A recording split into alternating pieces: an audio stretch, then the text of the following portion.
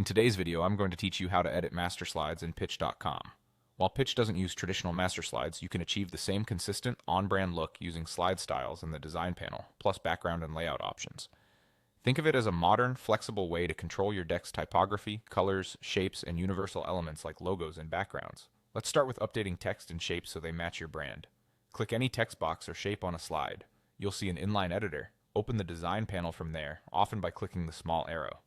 In the panel, adjust the settings you care about: font family, size, weight, color, alignment, spacing, or corner radius, and fills for shapes. After you make a change, look for a brush icon with a blue dot.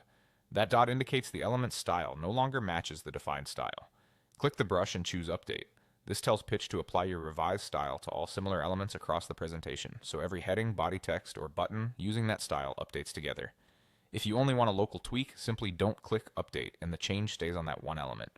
You can also apply styles across multiple slides at once. Select several slides in the sidebar, make your design adjustments, and update the style with the brush when you're ready.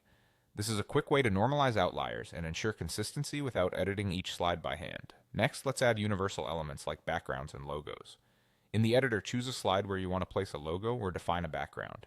Use the toolbar to insert an image or shape for your logo, then position it where you want it to live across your deck.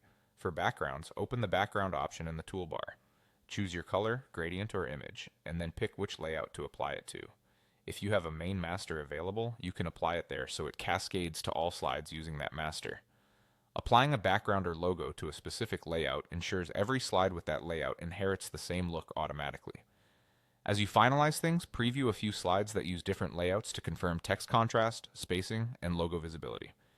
If something feels off, return to the design panel, refine the style, and click Update again. With slide styles, the design panel, and background and layouts, you'll get that master slide consistency while keeping everything flexible and easy to maintain.